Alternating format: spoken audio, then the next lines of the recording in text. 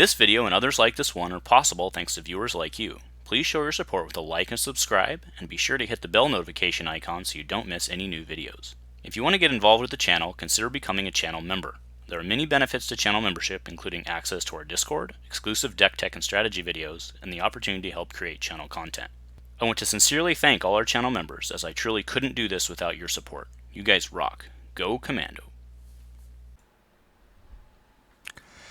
Happy Destiny Friday, it's SwagDean with Dice Commando, and we're getting into some jank again.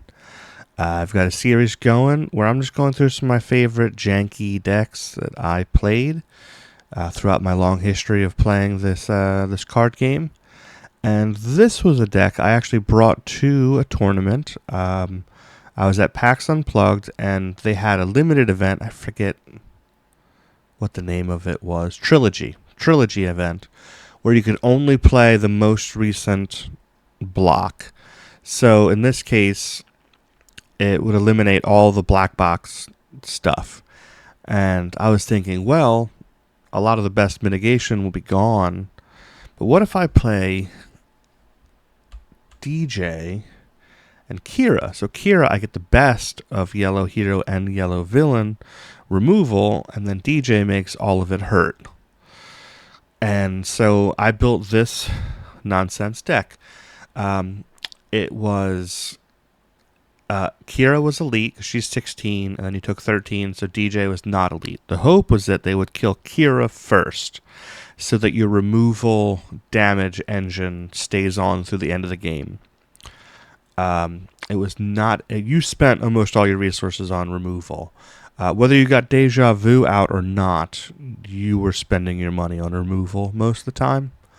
I didn't bring all of them out here, but obviously the highlights: Entangle, Easy Pickings, Rig Detonation, which was fun if they actually got some resources going.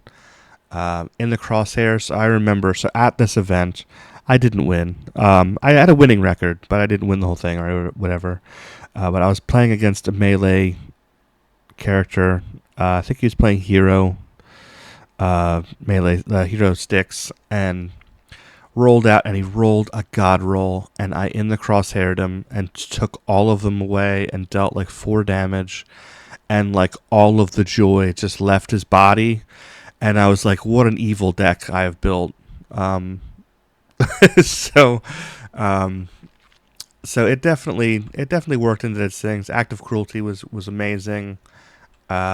You didn't have as much money for upgrades, so it was mostly cheap upgrades, so underhanded tactics, like good value stuff. Grappling Bow, where you get free removal from it. Slave 1 was my favorite to play, because that would stay in play. You didn't have to worry about redeploy. Had 50 damage sides, and then you re-roll one of your dice, so you can dice fix. Then you remove an opponent's die with the same value, and that was pretty common. You'd hit something. Like if you rolled this in... you could do this whenever because it was power action. So, like, when they rolled in, and at the point when they have the most dice in the pool, you just hit this power action, unless you have a better removal thing to do. But if you already spent all your resources, you entangled their best stuff, they still have 3 or 4 dice left. They're in the process of re-rolling them or focusing them into what they want.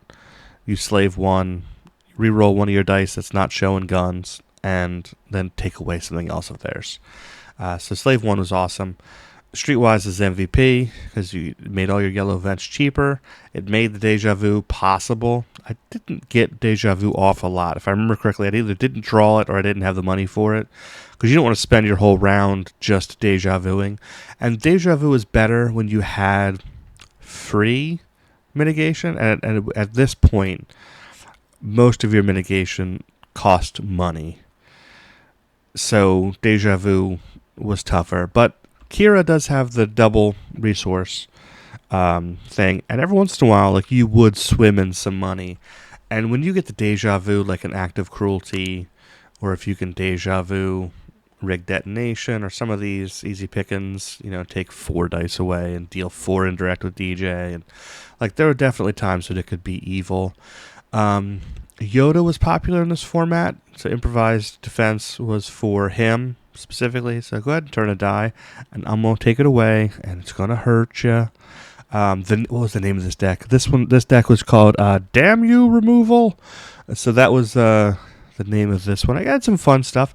I had Hunter's Instinct because with the DJ Indirect, it was usually pretty early. You would have 3 damage on like pretty much anyone. So, like I said, looking for cheaper upgrades because, like I said, I wanted to spend almost all my money on removal. This was a decent like a focus money or deal 2 damage, and you could special chain a little bit with underhanded tactics. Just kind of fun. So like, this is one of the few decks I remember where I actually had got some value out of this card. Black Sun was mostly here for redeploy because, like I said, Kira was the focus early. You'd hope that they would try to kill her first, and so since she's neutral, Black Sun could overwrite if you did get one of these things down.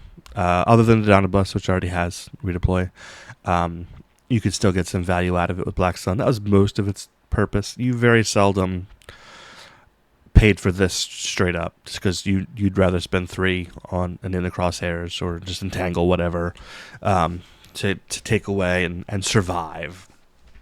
But yeah, I think I forget how many rounds we played at that event. I had a winning record. I think I was 4-2.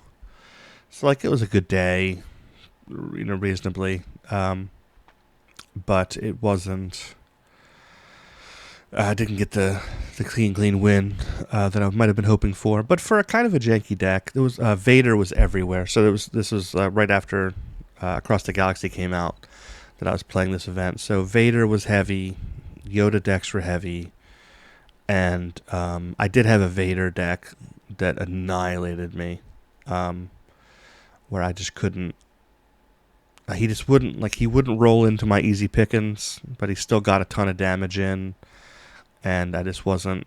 DJ can be kind of anemic towards the end when you have 1 die of him, so you're just like hoping for the 2 gun. It was really, really doing a lot of work with your removal to finish out. And if you didn't get a decent amount of damage in early, like that indirect from his removal just doesn't add up fast enough. So if they can hit you hard and fast, you just can't get. You couldn't finish. But I was happy with my record for the day with my Damn You removal deck, which was, like I said, it was evil. I still remember the guy with the melee, and I removed 4 of their dice, and I felt so good and so bad at the same time. It was at least 4 dice. It might have been 5. It was like he rolled the nuts like it was perfect. It was just like it was all 2s and 3s melee, and just took all of them, and had to take like 4 or 5 indirect, and it was brutal. It was wonderful and brutal. Those were the days. So I think I got a playmat maybe from this event. Storm Shabbat somewhere. Good times. So yes, thanks for hanging out with me again here on Destiny Friday, going through my history of Jank. I've got more. I could keep going with this. This is a series that could never end. Possibly. I built mostly Jank, but yeah.